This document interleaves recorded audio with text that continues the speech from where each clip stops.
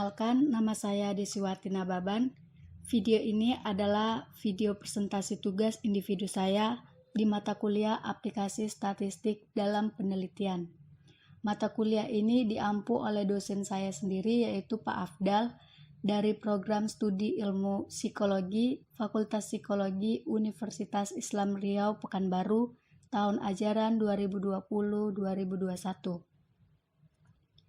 Penelitian saat ini adalah tentang pengaruh antara resiliensi terhadap keterikatan kerja pada karyawan ataupun distributor bisnis MLM Tian Syariah Pekanbaru.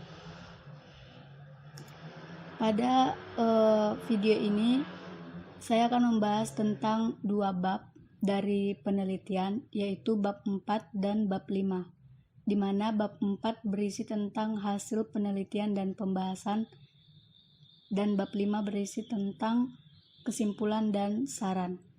Di bab 4 berbicara tentang deskripsi data, di mana ada data hipotetik dan empirik, ada pengkategorian 5 jenjang juga, dan juga membahas tentang hasil analisis data, di mana yang dilakukan adalah pengujian asumsi normalitas, pengujian asumsi linearitas, dan pengujian hipotesis bentuk regresi, serta kita juga membahas tentang pembahasannya. Dan di bab 5 kita membahas tentang kesimpulan ataupun saran yang terdapat dari pembahasan penelitian ini. Oke, langsung saja kita masuk ke materinya, yaitu di bab 4.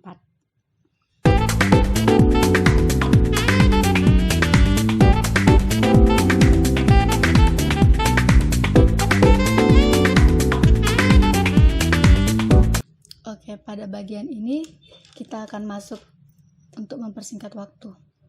Nah, di bab 4 ini ada pelaksanaan penelitian. Namun saya tidak akan membahas tentang pelaksanaan penelitian ini, dengan kata lain saya akan skip. Dan topik yang penting di sini saya akan jabarkan juga, yaitu sesuai dengan daftar isi tadinya. Pertama kita bahas tentang deskripsi data, di mana dari deskripsi data telah tertera data hipotetik dan empirik dari variabel. Variabelnya ada dua, yaitu resiliensi dan keterikatan kerja. Dari data hipotetik resiliensi kita dapat temukan bahwa skor minimum ada 28 dan maksimumnya 140 dengan min 84 dan standar deviasi ada 18,66. Sedangkan pada keterikatan kerja data hipotetiknya ada di minimum 21 dan maksimum 105 dengan min 63 dan standar deviasinya ada 14. Nah, di sini jauh berbeda dengan resiliensi 28 item dan 21 item di keterikatan kerja. Lalu di data empirik pada resiliensi ada 71 untuk minimumnya dan 123 untuk maksimum dengan min 98,45 dan standar deviasinya ada 15. Sedangkan data empirik dari keterikatan kerja ada 48 untuk minimum dan 91 untuk maksimum dengan min 72,33 dan standar deviasinya ada 11,15. Nah, berikut adalah keterangannya juga. Lalu kita masuk ke pengkategorian 5 jenjang, ataupun dapat dikatakan 5 kategori. Kategori yang saya gunakan ada 5, yaitu sangat tinggi, sedang, rendah, dan sangat rendah. Ini adalah rumus ketentuan dari buku, saya sudah menemukannya. Dan saya akan mengolah data empirik dan data hipotetik sesuai dengan rumus ini. Oke, di sini sudah tertera pengkategorian 5 jenjang untuk data hipotetik pada variabel resiliensi.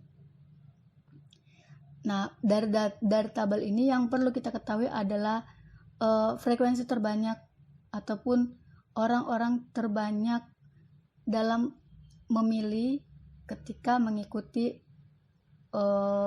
mengisi skala, yaitu sebanyak 40 dan dapat dikatakan 40%. Dan skor yang mereka terima itu ada di skor tinggi, yaitu interval skor 93,33 sampai 112. Nah, skor mereka ada di sini. Lalu selanjutnya pada data empiriknya. Pada data empirik di variabel resiliensi kita ketahui bahwa angka tertingginya itu ada di 46 orang, dan kita presentasikan ada 46% dari 100% orang yang mengisi skala. Dan interval yang mereka miliki ada di kategori tinggi dengan interval 105,91 sampai 120,83 untuk skornya. Lalu selanjutnya kita lihat pada kategorisasi variabel di keterikatan kerja. Nah, ini menggunakan data hipotetik. Data hipotetik kita lihat orang terbanyak ada di 41 orang, dan kita presentasikan adalah 41% dari 100% orang yang mengisi skala. Mereka ada di kategori sedang dengan interval 56 sampai 70 skornya. Lalu selanjutnya adalah data empiriknya dari keterikatan kerja. Data empirik dari keterikatan kerja berada di 35 orang. 35 orang terbanyak, dan kita katakan ini adalah 35% dari 100% orang yang mengisi skala.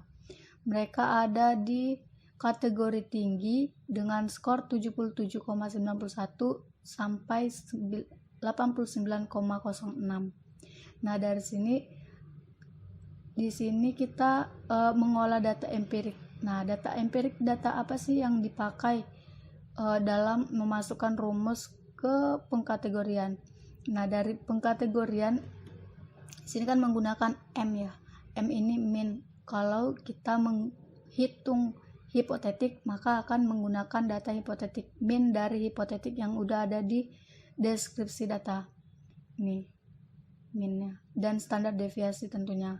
Begitu juga dengan data empirik, kita menggunakan min dan standar deviasi yang ada pada data deskripsi kita pada awalnya. Oke, kita tentukan seperti itu. Lalu selanjutnya kita masuk ke hasil analisis data. Hasil analisis data kita melakukan uji asumsi. Uji pertama itu uji normalitas.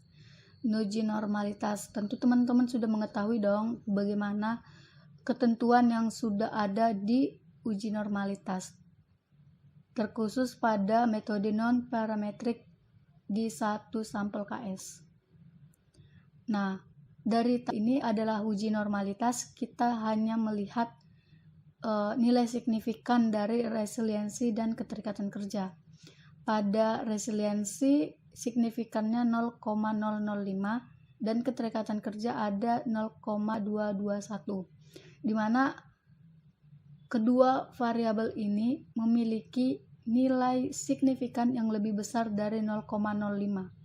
Dengan ketentuan tadinya lebih besar 0,05 maka dinyatakan normal, dan dapat kita katakan bahwa dengan data seperti ini maka datanya normal karena lebih besar dari 0,05. Lalu selanjutnya ada uji linearitas.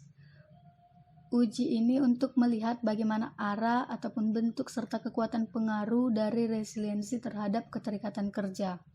Tentu juga ada ketentuan dari penggunaannya. Nah, teman-teman tentu sudah tahu kaidah yang berlaku dalam uji linearitas. Pada ini ada tabel dari uji linearitas, di mana yang perlu kita perhatikan adalah nilai linearity. Nilai linear yang ada pada tabel yaitu sebesar 130,46 Dan kita tentu lihat dari nilai F. Nilai F adalah nilai paling penting dari linearity ini. Dan tentunya juga nilai signifikannya 0,000. Dan ini adalah lebih kecil dari 0,05. Maka kita lihat ketentuannya, apabila lebih kecil dari 0,05 maka dinyatakan tidak linear.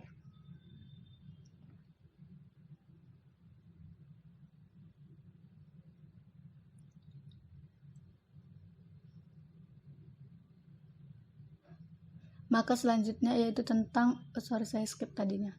Kita lanjut tentang data uji hipotesis. Pada uji hipotesis maka kita terima yang perlu kita perhatikan adalah nilai signifikan. Nilai signifikan ini dapat dikatakan bahwa lebih kecil dari 0,05 dan disebut bahwa resiliensi berpengaruh terhadap keterikatan kerja. Lalu ada nilai koefisien. Nilai koefisien ini yang perlu kita perhatikan adalah nilai konstan dari resiliensinya. Nilai konstannya adalah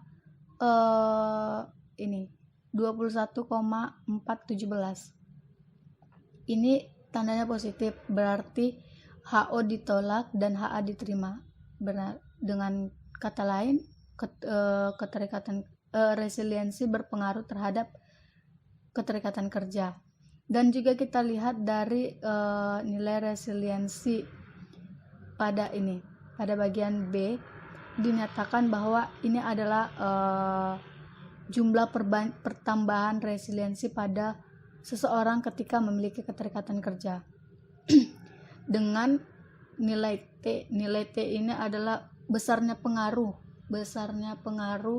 resiliensi terhadap keterikatan kerja, yaitu 9,490 dengan signifikan 0,000. Lalu kita lihat juga tentang uji korelasi determinasi, di mana pada tabel ini kita hanya perlu melihat nilai R-squared. Ini ada 0,479. Yang artinya sumbangan efektivitas resiliensi terhadap keterikatan kerja itu hanya ada 47,9%, dan sumbangan lainnya itu ada dari faktor lain, ada dari variabel lain, dan bagian lainnya tidak dikaji dalam pembahasan ini. Nah, ini kita masuk kepada pembahasan. Pembahasan adalah apa yang sudah kita terangkan dari tadinya di bagian deskripsi data. Nah, pada bagian ini kita sudah ketahui tadinya di deskripsi data bahwa ada 28 item variabel resiliensi dan ada 21 item variabel keterikatan kerja. Dan variabel-variabel itu tentunya dengan skala yang sudah diberikan kepada 100 orang karyawan dengan ketentuan menjadi distributor bisnis MLM Tiens Syariah di Pekanbaru. Nah, juga kita lihat jumlah frekuensi dari resiliensi berdasarkan data hipotetik ada 40 orang, berarti 40% dengan interval 99,33 sampai 112, dan mereka ada di kategori tinggi. Dan juga pada data empiriknya resiliensi ada sebesar 46 dan artinya 46% dari 100 orang yang mengikuti penelitian. Dengan interval skor yang diterima ada 105,91 sampai 120,83, dan mereka ada di kategori yang tinggi. Lalu kita lihat pula dari variabel keterikatan kerja. Jumlah frekuensi dari data hipotetik di keterikatan kerja ada 41, berarti 41% dari 100% yang mengikuti penelitian. Mereka berada di 41 orang itu berada di interval skor 56 sampai 70 dan berada di kategori sedang. Sedangkan melalui data empirik yang berada pada keterikatan kerja ada 35%. Berarti 35 orang yang memiliki interval nilai sebanyak 77,9,06 dan itu berada di kategori tinggi. Selanjutnya itu tentang uji normalitas. Uji normalitas yang kita temukan bahwa variabel resiliensi bersignifikan 0,05 dan keterikatan kerja bersignifikan 0,221 dan hal ini menunjukkan lebih besar dari 0,05. Jadi kita simpulkan bahwa data berdistribusi normal.